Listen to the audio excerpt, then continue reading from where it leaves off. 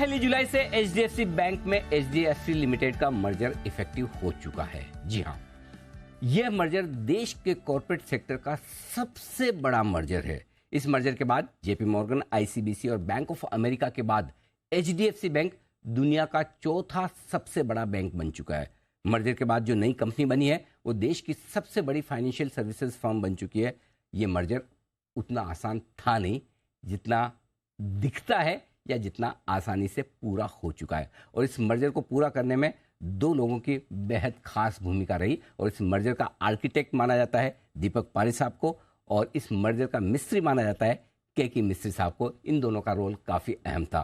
केके मिस्त्री साहब को आप जानते हैं, पहचानते हैं, उनके इंट्रोडक्शन की ज़रूरत तो है नहीं, लेकिन फिर भी मैं उनका स्वागत करने जा रहा हूं। देखिए केके मिस्त्री साहब हमारे स्टूडियो में आने की तैयारी में, वो स्टूडियो में पहुंच रहे हैं। बस मैं तब तक आपको ये बता दूं, इस खास शो में हम इस मर्जर से जुड़ी सभी बातों पर बातचीत करेंगे। देश और दुनिया में ये एक जो बड़ा बैंक बनकर सामने उभर कर आया उसके क्या मायने हैं। लेकिन केके मिस्त्री साहब जिन्हें आज गुरु पूर्णिमा के तौर पर, मैं उन्हें एक कॉर्पोरेट गुरु के तौर पर भी देखता हूं, तो उनकी ज़िंदगी के कुछ ऐसे अनछुए पहलू हैं जो आपको हमें जानना समझना चाहिए और जिससे आप और हम बड़े इंस्पायर हो सकते हैं। और साथ ही ये भी हम बताएंगे कि किस तरह से वो इस मर्जर के मिस्त्री बने हैं, आगे किस तरह का आपको इस मर्जर के बाद एचडीएफसी बैंक में कारोबार होता हुआ दिखेगा। एक और ख़ास चीज़ जो मैं आपको बताना चाहता हूं, क्योंकि इस मर्जर के बाद एक जो बड़ी एंटिटी बनने जा रही है, दुनिया में क्या कुछ बड़ा कारोबार ये करेगी। तो आइए, स्वागत है आप सबका। नमस्कार, मैं हूं अनिल सिंघवी और हमारी आज की खास पेशकश मर्जर के मिस्त्री।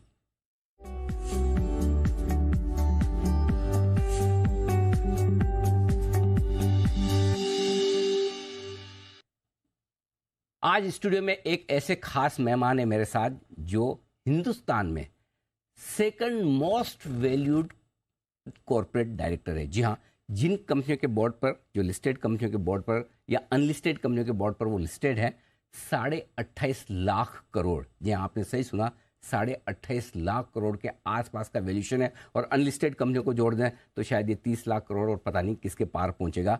तो जाहिर सी बात है कि अगर एक ऐसी शख्सियत, ऐसा व्यक्तित्व जो इतनी बड़ी कंपनियों के बोर्ड पर है, तो कितना ज्ञान का खजाना और भंडार उनके पास होगा। मैं स्टूडियो में स्वागत कर रहा हूँ एचडीएफसी बैंक के नॉन एग्जीक्यूटिव डायरेक्टर केके मिस्त्री साहब, जो कि एचडीएफसी लिमिटेड के वाइस चेयरमैन और सीईओ भी रहे और एचडीएफसी के साथ 40 सालों की लंबी पारी खेलने के बाद अब एचडीएफसी बैंक में डायरेक्टर की भूमिका में आप रहेंगे। केके सर, बहुत बहुत स्वागत है। Thank you so much. Thank you. सबसे पहले बहुत बहुत धन्यवाद। थैंक यू स्टूडियो में आए और इस बड़े मर्जर के बाद आपने पहला इंटरव्यू हमें दिया है, आप स्टूडियो में आकर हमारे साथ हैं। मेरी एक ख्वाहिश थी पर्सनली कि मैं आपको एक इंटरव्यू करूं और वो इंटरव्यू आमने सामने बैठ कर करूं, लेकिन मैंने इतना ज़्यादा भी नहीं सोचा था कि केके सर मेरे स्टूडियो में आकर मानेंगे। और आज गुरु पूर्णिमा है, आप चार्टर्ड अकाउंटेंट हैं, हमारे सीनियर भी हैं सीए फ्रेटर्निटी में, आपसे बहुत कुछ सीखा है सर, इसके लिए भी आपको बहुत बहुत प्रणाम। Thank you so much. सबसे पहले सर, हमें दिखता है कि मर्जर बड़ा आराम से हो गया। वाह, मतलब एचडीएफसी बैंक, एचडीएफसी लिमिटेड, इनको क्या दिक्कत आने वाली? लोग मानकर चलते हैं कि इनके मर्जर में तो समस्या आ ही नहीं सकती। क्या इतना आसान था टाइमलाइन के भीतर ये कारनामा करके? क्योंकि आज तक हिंदुस्तान में मैंने देखा नहीं कि जो टाइमलाइन दो आप उसमें मर्जर पूरा हो जाए, और वो भी इस साइज का। कैसे हुआ ये कमाल से? देखिए, पहले तो जो मर्जर की जो बात है ना, we been thinking and talking about it since years and years. हमने 3-4 बार एग्जामिन किया था पास में, बट हर टाइम हमने जब एग्जामिन किया, we found that the regulatory cost, CRR, SLR, priority sector requirement, LCR requirement बहुत ज़्यादा था। तो we put it aside, we said अभी नहीं, बाद में देखेंगे। बट लास्ट 4, 5, 6, 7 साल में काफ़ी चेंजेस हुए हैं। और उन चेंजेस के हिसाब से when we evaluated it in 2022, we found that the merger made a tremendous amount of sense. So we went ahead and got through the merger. हमें टाइमलाइंस रखी थी, we put timelines for every single activity, कि ये activity को ये time, ये activity को वो time.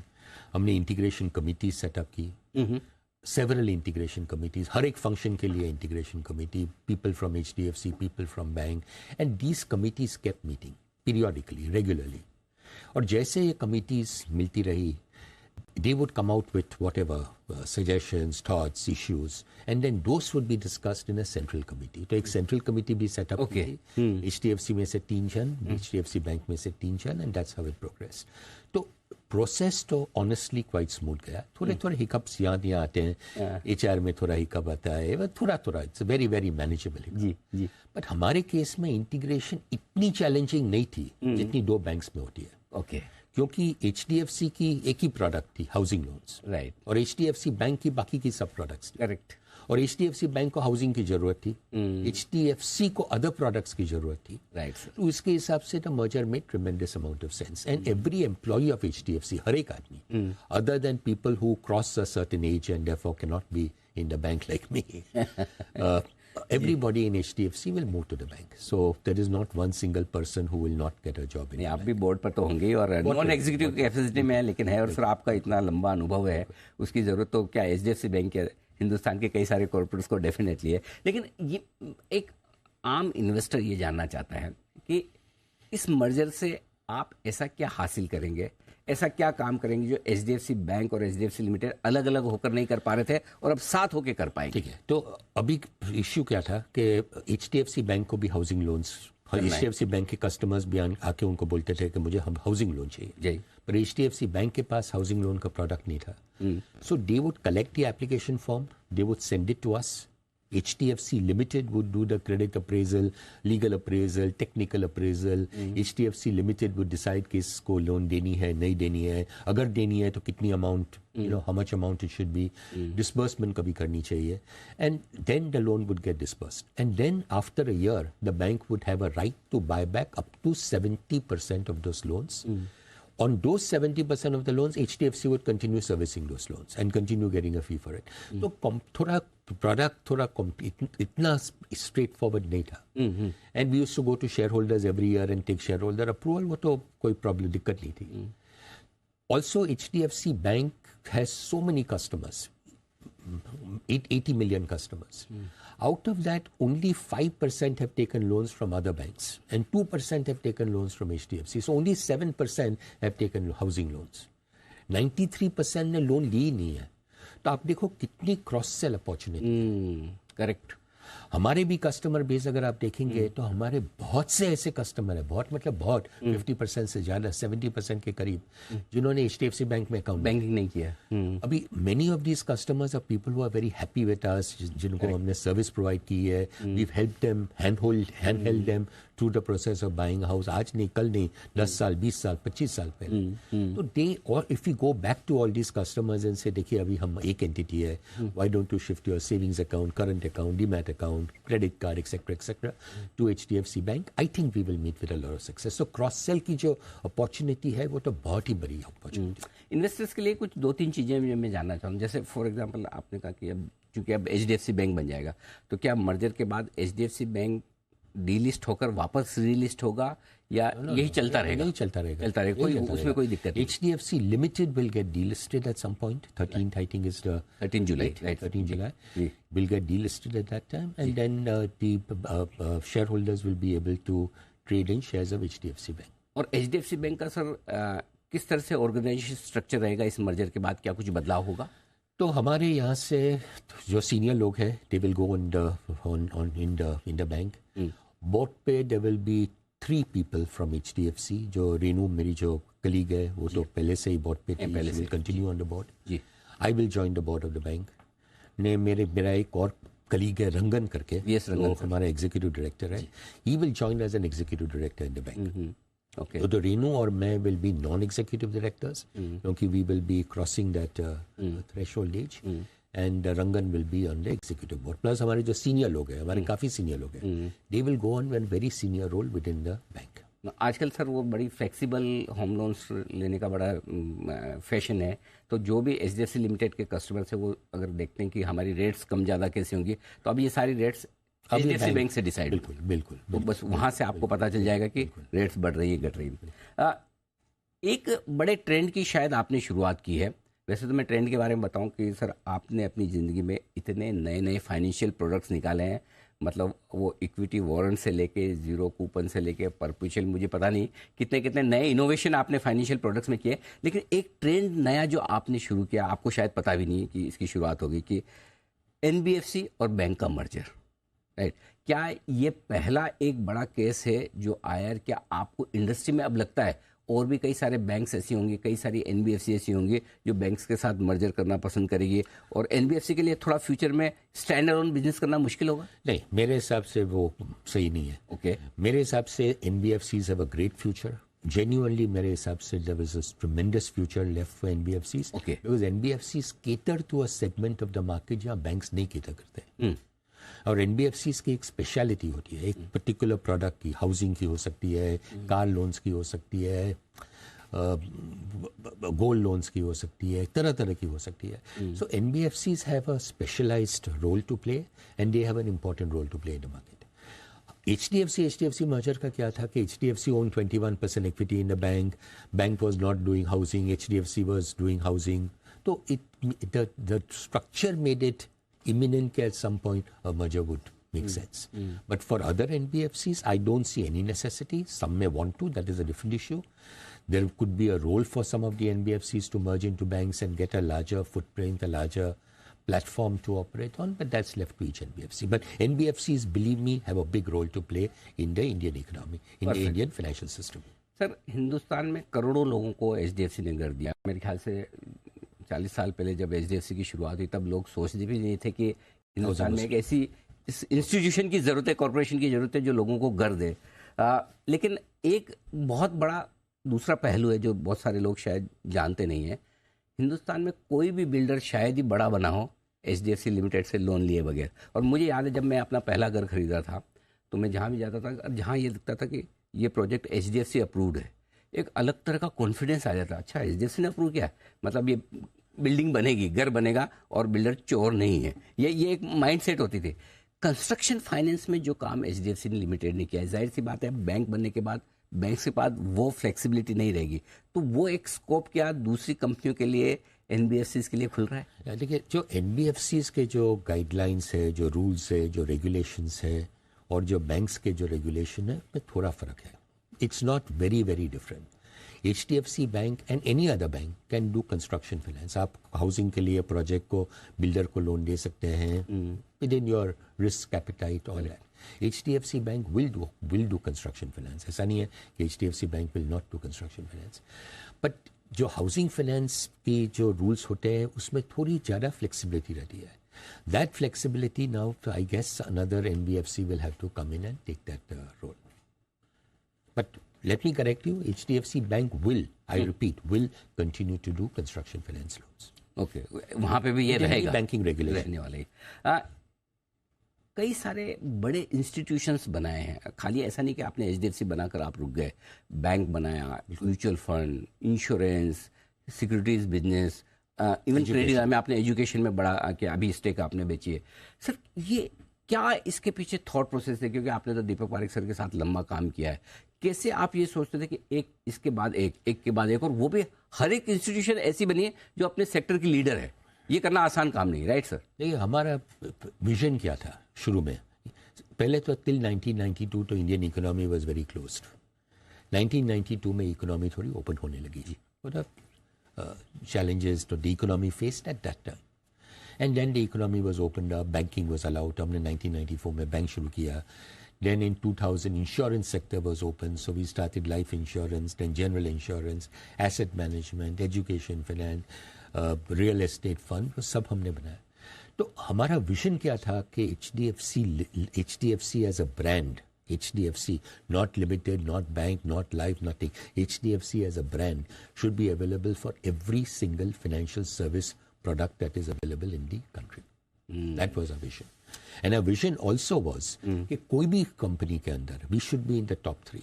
Top 3. If we are not in the top 3 तो कुछ मतलब ही नहीं है. वो बिजनेस करने का फायदा नहीं है. And we should be in the top 3 within a matter of a certain period of time. जो इंडस्ट्री के हिसाब से we have to determine 3 years, 5 years, whatever it is. अच्छा सर, ये तो टॉप 3 तो इंडिया में तो आप हर एक बिजनेस में ही, लेकिन अब ग्लोबली टॉप 4 हो गए आप बैंक्स के साइज के हिसाब से, तो यहाँ पे भी आपको तो टॉप 3 में तो रहना ही होगा. सो अब टॉप 3, या मैं ये कहूँ कि एक हिंदुस्तान का पहला बैंक शायद टॉप 3 और टॉप 1 तक पहुंचे. क्या प्लान है एचडीएफसी बैंक का उस तक पहुंचे? वो टारगेट तो पक्का होगा सर आपका. मार्केट क्या करती है, how markets react, how share prices react is a different game all together. वो हमारे कंट्रोल में नहीं है, वो तो मार्केट के कंट्रोल में.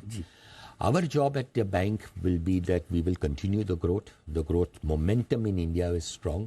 जो हमारी जो इंडियन इकोनॉमी जो है वो इतनी स्ट्रांग है, मेरे हिसाब से आज वर्ल्ड में कोई भी इकोनॉमी इतनी स्ट्रांग नहीं है जितनी इंडियन इकोनॉमी है.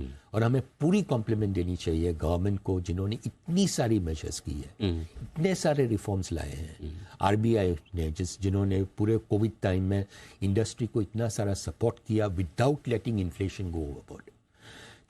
We have a strong government. We have a very strong regulatory framework. We have a young country. अगर हम ये country में लोगों को jobs, we keep creating jobs for people who pass out from schools and colleges every year. मेरे हिसाब से the economic strength, the economic growth that we would see in India can be enormous. So our job as HDFC Bank is to take advantage of the economy, take advantage of the momentum that the economy is seeing, and continue our growth story. Sir, merger से हटकर अब आपसे कुछ मैं आज गुरु पूर्णिमा के दिन मैं आपको कॉर्पोरेट गुरु के तौर पर आमंत्रित कर रहा हूँ, तो कुछ आपसे आपकी जो कॉर्पोरेट लाइफ रही है उससे कुछ लर्निंग्स जो है मैं वो जानना चाहता हूँ. सबसे पहले तो आपकी लर्निंग्स के बारे में जानना चाहता हूँ. दीपक पारेख सर जैसे लेजेंड के साथ आपने इतने लंबे समय तक काम किया, क्या कुछ खास एक या दो बातें ऐसे तो बहुत सी बातें हैं. आई एम श्योर 5 मिनट में नहीं बोल सकता. I can have a separate but जो बेसिक जो हमारी अंडरलाइंग प्रिंसिपल अडॉप्ट की है, that is not just HDFC but even as a family before HDFC, is आप जिंदगी में कोई भी चीज पे कॉम्प्रोमाइज करो, कभी इंटेग्रिटी पे कॉम्प्रोमाइज मत करो. आपको जो लगता है कि जो सही है वो ही सही होना चाहिए. You should not do anything which your conscience feels unhappy with. That is the first and I would से the most telling lesson. And the second lesson I would से is that never give up in life. आपको life के अंदर कितनी सारी challenges आएंगे, इतना ऐसा सही नहीं है कि every challenge you will overcome and every challenge you will win. कभी कभी फेलियर भी होता है, कोई चीज में फेलियर होता है, तो फेलियर होता है तो ठीक है, try and understand what went wrong and try and improve on that and then take it forward and make a success out of it. तो ये तो 2 बेसिक प्रिंसिपल्स है, बाकी तो काफी प्रिंसिपल्स हैं. Humility, humbleness, be good to everyone, बहुत सी ऐसी चीज. आई एम श्योर पक्का होगा. सर, अब 28.5 लाख करोड़ के मार्केट कैप वाली कंपनी के बोर्ड पर बैठना बड़ी एक जिम्मेदारी का काम है इंडिया में. आप आपने सारे 28 ये हमने निकाला सर, बिल्कुल आपको बुलाने के पहले इतनी रिसर्च तो करनी. सो बोर्डरूम से आपने इतनी बड़ी बड़ी कंपनियों के बोर्डरूम्स में इतनी मीटिंग्स अटेंड की है, बड़े बड़े दिग्गजों के साथ बातचीत, ब्रेनस्टॉर्मिंग होता. क्या लर्निंग्स सर वहाँ से निकल कर आई? कभी कुछ ऐसी चीज़ें जो आप जो सक्सेसफुल कंपनी होती है ना, उनका एक ही मिशन होता है, and the mission is success. Mission is hard work and success. और every industry that I'm associated with, whether it is e-commerce, whether it is IT, whether it was pharma at some point of time, whichever industry I've been associated with, power, हमेशा हम देखते हैं कि the vision of the management, the top management team, the promoter, if there is a promoter, is what finally makes the company successful. और अगर आप एक ही चीज पे continuously focus करते रहेंगे, आपको success 100% मिलेगी. इंटेग्रिटी के साथ, एथिक्स के साथ, कभी उसमें कॉम्प्रोमाइज नहीं होना चाहिए. And there must be an end goal. आपको एक गोल रखना चाहिए कि मुझे 5 साल में ये करना है, ये I want to reach this level, and then work towards that. Sir, corporate governance के मामले में HDFC ग्रुप हमेशा से, पूरा ग्रुप, एक ही कंपनी नहीं, नंबर 1, नीट एंड क्लीन, कभी कोई दाग नहीं. दिखने में बड़ा आसान दिखता है, बट आई एम श्योर कि इस तरह का highest level of corporate governance वो भी इंडिया में अचीव करना आसान काम नहीं. चैलेंजेस क्या होते हैं, और मुश्किल हालात में जब आपके आसपास का एनवायरनमेंट सपोर्टिव ना हो, बेस्ट स्टैंडर्ड रखना कैसे पॉसिबल? मैं एक आपको एग्जांपल दे रहा हूँ. हमने HDFC लिमिटेड में एक स्ट्रेटजी रखी थी, सही गलत you can debate about it. When we hire people, you always hire people fresh out of college. अच्छा. और when we hire people, they were fresh, they had no experience, they had no knowledge. The most important attribute that we would look at when we went to a college or a university to hire people was our feeling about the integrity, the ethics, the family of that person who's joining us. And then over the next 18 months or 24 months, we would train them, make them a management trainee, get them accustomed to the business. And our strategy always was कि आप कभी भी थोड़ी mistakes होती रहेगी, we will tolerate that, but we will not tolerate the slightest sign of any issue around integrity. तो ये challenge अगर आप माइंड में रखेंगे तो गलत नहीं होंगे. कभी इश्यू हो जाता है, कभी किसी का कोई प्रॉब्लम हो जाता है, हुआ है, इट्स नॉट हैपन, कोई ब्रांच में, एक ब्रांच, दो ब्रांच में हुआ है, you have to just get rid of that one or two individuals and carry on. Sir एक इमेज केकी सर की है कि कभी भी कोई भी इशू हो एचडीएफसी ग्रुप से रिलेटेड, कभी भी एक फ़ोन करो, आप हमेशा फ़ोन पर तैयार हैं। आपके तो कोई प्रमोटर है नहीं, प्रमोटर लेस कंपनी है, ग्रुप हमेशा ऐसे रहा है। कैसे आप ये मतलब, नहीं तो जनरली मैंने देखा है सारे प्रमोटर्स आ जाते हैं सर इंटरव्यू के लिए, लेकिन जब कोई नेगेटिव खबर हो, मुश्किल वाली खबर हो, वी विल नॉट टॉक। तो ये आप में ये जो मैंने चेंज बहुत मुश्किल से कुछ लोगों में दिखता है, ये कहाँ से आता है कि क्या करते थे आप सर? देखिए, पब्लिक इमेज एक ऐसी चीज़ है जो थोड़े टाइम में डिस्टर्ब हो जाती है, चेंज हो जाती है जी। At that time, the social media, आज तो today we are living in a world of social media goes overboard, आपको इतने सारे मैसेजेस आते रहेंगे, गलत, wrong, all that. That is the time to sit up front and clarify. आपने कुछ गलत किया नहीं है तो बोलने में what is wrong in talking about it. Correct. So you have to be upfront with whatever is there. Within regulatory framework. Sir आपने मतलब आपकी फाइनेंशियल विजडम के काफ़ी लोग बड़े मुरीद हैं, कायल हैं, पता है कि केकी सर कुछ भी प्रोडक्ट्स बनाएंगे तो कुछ इनोवेटिव, कुछ नए। पूरी इंडस्ट्री में, कॉर्पोरेट वर्ल्ड में, ये जो आप नए फाइनेंशियल प्रोडक्ट्स स्ट्रक्चर करते थे, इसके पीछे क्या पर्पस होता था, कैसे करते थे सर, ये जानना चाहता हूँ। सी, प्रोडक्ट्स तो कस्टमर के नीड्स के हिसाब से करते हैं। You first try to understand that if I was a customer, मुझे क्या प्रोडक्ट की जरूरत है, मुझे जिस प्रोडक्ट की जरूरत है, that product should be available from correct. So that is the fundamental work. So it would boil down to the requirement of products from customers.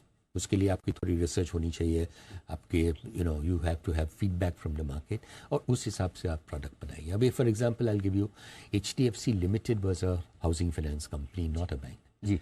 Housing finance company के लिए आप सिर्फ एक प्लेन वेनिला हाउसिंग प्रोडक्ट दे सकते हैं, पर अगर banking structure आ गया तो फिर आपको बहुत सी फ्लेक्सिबिलिटी हो जाती है प्रोडक्ट्स के लिए।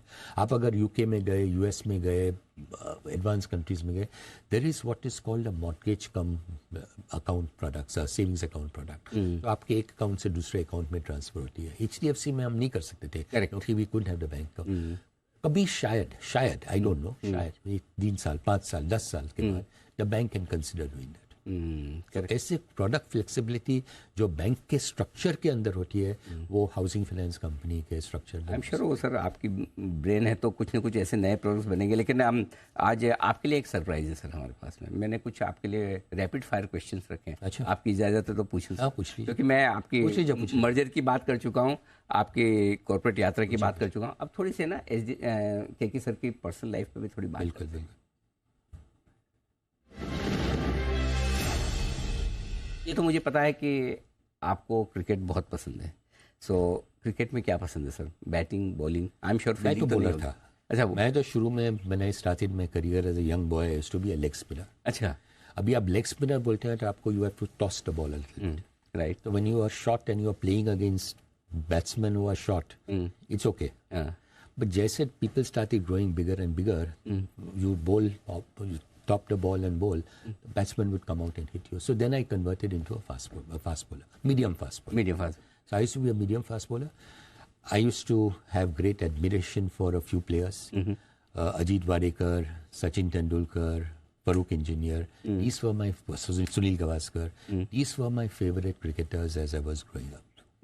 अच्छा, इंडिया में से मैच खेलना ज़्यादा पसंद है, क्रिकेट खेलना ज़्यादा पसंद है, देखना ज़्यादा पसंद है? अभी तो देखना, पर देखना भी अभी I prefer to watch on TV rather than go to the ground and watch. अच्छा, टीवी ऐसा क्यों सर? टीवी में आपको रिप्ले मिलता है, कुछ बोरिंग हो जाता है तो आप 10 मिनट के लिए बंद करके दूसरा कुछ देख सकते हैं। ग्राउंड में होता है तो you have to be watching on the ground only. Sir अगर आपको मौका मिले तो किस प्लेयर को आप रिप्लेस करेंगे अपने आप में? मैं ये प्लेयर बनना चाहता हूँ, मैं ये बनूंगा अगर मुझे ज़िंदगी में क्रिकेटर बनने का मौका मिलता तो।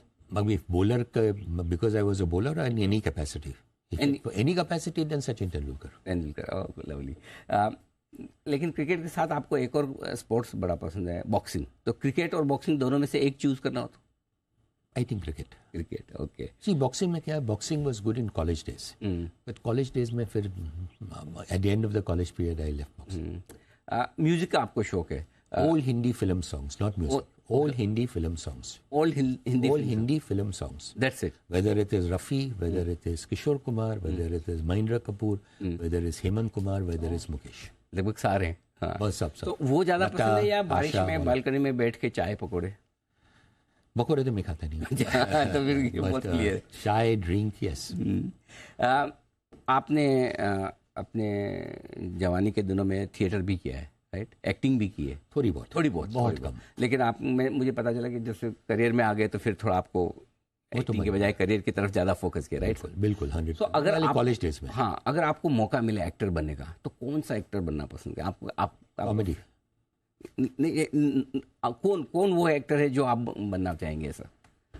तो और कॉमेडी करना पसंद करें? ऐसे कॉमेडी करना पसंद करता है, बट एक्टर अगर आप पूछे from days immemorial, I would say Sanjeev Kumar was a great actor. Sanjeev Kumar बहुत अच्छा एक्टर था। और आपका फेवरेट हॉलीडे डेस्टिनेशन लंदन या बैंकॉक? दोनों है। ओके। आपको ज़्यादा क्या पसंद है? मतलब दोनों में बड़ा ये मुश्किल सवाल है, पर्सनल भी है आपके लिए मुश्किल है, क्योंकि पहली सैलरी या HDFC लिमिटेड ज्वाइन करना एक ये मोमेंट है आपकी लाइफ का, और एक बेंजी जो आपकी लाइफ में आई है। दोनों में से एक चूज करना हो तो? मुझे तो पहले से कुत्ते से, Benji is my dog, my puppy. It's बड़ा इंटरेस्टिंग नाम। पहले से बताओ, नाम कैसे रखा ये बेंजी? डॉटर ने रखा। अच्छा, बेंजामिन के नाम पे, बेंजामिन का बेंजामिन से short बेंजी form रखा। बेंजी। Okay okay. तो Shih Tzu था। यही एकदम तस्वीर सही है सर? बिल्कुल पिक्चर ठीक है? हाँ बिल्कुल वही है। वही है जी। तो बेंजी, मैं तो पहले कुत्ते से बहुत डरता था। I used to be petrified of dog, and my wife used to be absolutely petrified of dog, क्योंकि when she was young she was bitten by a dog, but my daughter liked dogs, so we managed to get Benji in the house as a small little thing, and now over time he has grown. Now he's almost 2 years old. He will be 2 years old in, I think, 2nd July or 3rd July. I think in next 2-3 days he becomes. Okay. So question remains like HDFC join करना ज़्यादा आपको मतलब memorable moment है या Benji का life में? I think HDFC was be more memorable because HDFC then has 42-year career behind it. So मेरी पहली सैलरी HDFC में थी 2,620 रुपया और 30 पैसा। 2,620 रुपए 30 पैसा। 30 पैसे तक याद है सर? 30 पैसा था या 32 पैसा था, एग्जैक्टली। माय गॉड सर, ऐसे आप फाइनेंशियल विजार्ड नहीं है, ऐसे मेमोरी मतलब। अच्छा, मैंने सुना भी है काफ़ी लोगों से कि सर के नंबर्स पे तो जो ग्रिप है, आई थिंक आप 40 साल की बैलेंस शीट का किसी भी वक्त का कोई नंबर पूछेंगे तो सर बता देंगे। सही है सर?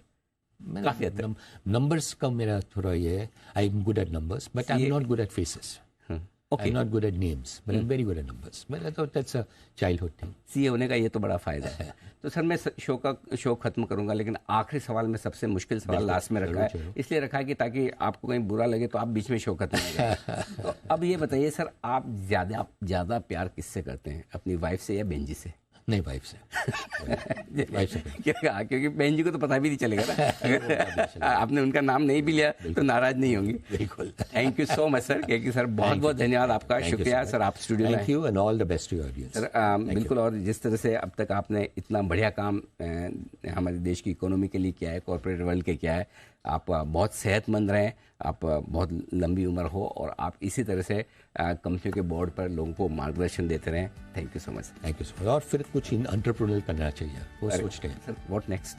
अभी सोचते हैं, टाइम है। बिल्कुल, इसका मतलब ये कि पक्का कुछ ना कुछ और बढ़िया आने वाला है, आने वाला होगा, जब भी होगा, जैसा भी होगा। मैं कोशिश करूंगा कि सर से फिर मुलाकात करने की और उनसे कुछ ऐसी चीज़ें जानने समझने की जो आपको हमें इस ज़िंदगी में आगे बढ़ने के लिए मोटिवेट कर सकती है, कुछ ज्ञान दे सकती है। और गुरु पूर्णिमा के इस खास दिन पर मैं आप सबको इससे बेहतर कोई गिफ्ट दे नहीं सकता था कि एक बेहतरीन, सबसे मजबूत कॉर्पोरेट गुरु से आपकी मुलाकात करवाई जाए। तो ये थे केके मिस्त्री HDFC ग्रुप से आपके सामने इस खास शो में। इतना ही। नमस्कार। Thank you very much. Thank you.